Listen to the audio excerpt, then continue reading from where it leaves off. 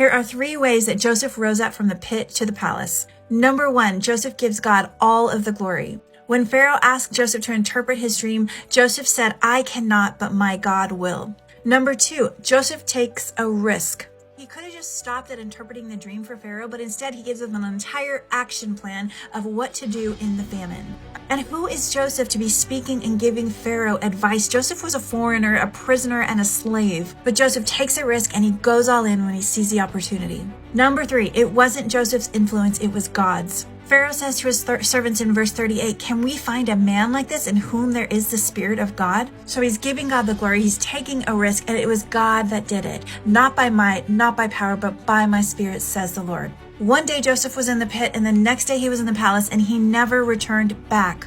Just like the baker finally remembered Joseph, God will remember you.